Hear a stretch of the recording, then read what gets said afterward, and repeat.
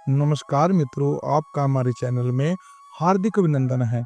आज हम आपको सुनाने जा रहे हैं विघ्नराज संकटी चतुर्थी कब है, जानिए तिथि, महत्व, शुभ मुहूर्त, पूजा विधि एवं व्रत कथा।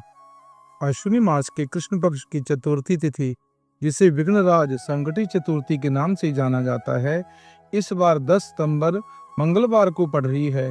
यह तिथि इसलिए भी खास है क्योंकि यह पितृ पक्ष की पहली संकटी चतुर्थी है। इस दिन प्रथम पूज्य भगवान गणेश जी के साथ साथ पितरों का भी आशीर्वाद प्राप्त किया जा सकता है। मान्यता है कि इस दिन विधि विधान से गणेश जी की पूजा, व्रत, पितरों का श्राद्ध व तर्पण करने से घर में सुख शांति बनी रहती है और सभी संकट दूर होते हैं।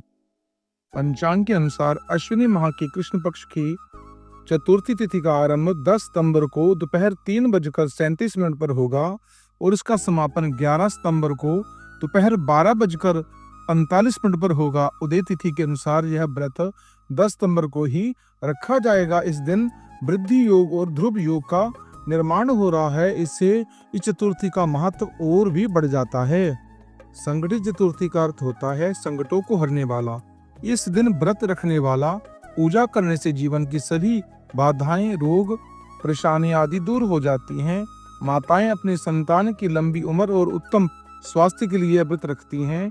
पितृपक्ष में आने के कारण इस दिन पितरों को तर्पण और श्राद्ध करने से भी पितृ दोषों से मुक्ति मिलती है और घर परिवार में खुशहाली बनी रहती है।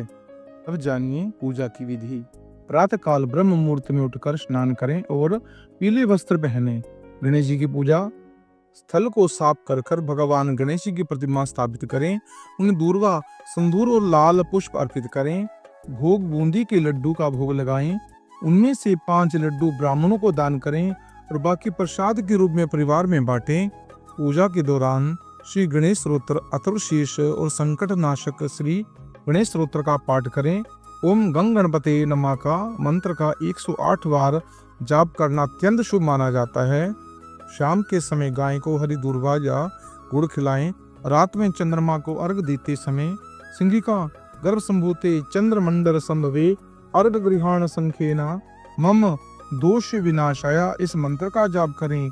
संकटी का व्रत रखने से ग्रह बाधा और इनसे संबंधित दोष भी शांत होते हैं। अब करिए कथा का श्रवण। बोलो गणपति भगवान की जय। युधिष्ठिर ने भगवान से पूछा, है कृष्ण, मैंने सुना है कि अश्विनी कृष्ण चतुर्थी को संकटा चतुर्थी कहते हैं। हे जगदीश्वर, आप कृपया करके मुझे विस्तार पूर्वक इस कथा का श्रवण कराएं।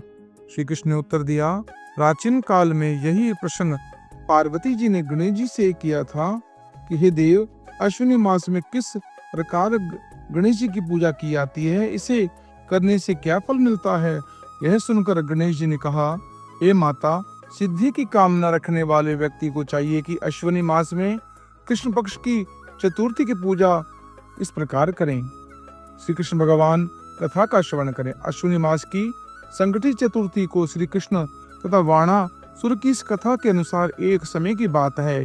वाणासुर की कन्या उषा ने सुब्रतावस्था में अनिरुद्ध का स्वप्न देखा। अनिरुद्ध के विरह से इतनी अभिलाषी हो गई कि उसके चित्त को किसी प्रकार शांति नहीं मिल रही थी।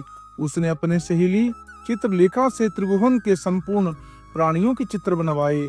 जब चित्र में अनिरुद्ध को देखा तो कहा, मैंने इसी व्यक्ति को स्वप्न में देखा था, इसी के साथ मेरा पाणी ग्रहण भी हुआ था। हे सखी, यह व्यक्ति जहाँ कहीं भी हो उसे ढूंढ लाओ, अन्यथा उसके वियोग में मैंने अपने प्राण को त्याग दूंगी। अपनी सखी की बात सुनकर चित्रलेखा अनेक स्थानों को खोजती हुई द्वारिकापुरी में आ पहुंची। चित्रलेखा राक्षसी माया जानती थी। उसने वहां अनिरुद्ध को पहचान कर उसका अपहरण कर लिया और रात्रि में पलंग सहित अनिरुद्ध को उठाकर वह गोधूली वेला में वाणासुर की नगरी में प्रविष्ट हुई। उधर प्रद्युम्न को पुत्र शोक के कारण असाध्य रोग से ग्रसित होना पड़ा। अपने पुत्र प्रद्युम्न एवं पुत्र अनिरुद्ध की घटना से कृष्ण जी भी व्याकुल हो उठे। रुक्मिणी भी पुत्र के दुख से दुखी होकर बिलखने लगी और खिन्न मन से कृष्ण जी से कहने लगी, हे नाथ, हमारे प्रिय पुत्र का किसने हरण कर लिया, अथवा वह अपनी इच्छा से कहीं चला तो नहीं गया। मैं आपके सामने शोकाकुल हो अपने प्राण छोड़ दूंगी। रुक्मिणी की ऐसी बात सुनकर श्री कृष्ण यादवों की सभा में उपस्थित हुए।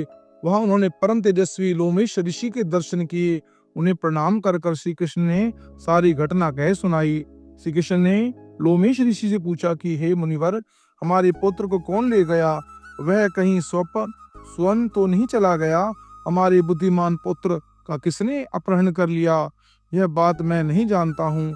उसकी माता पुत्र वियोग के कारण बहुत दुखी है।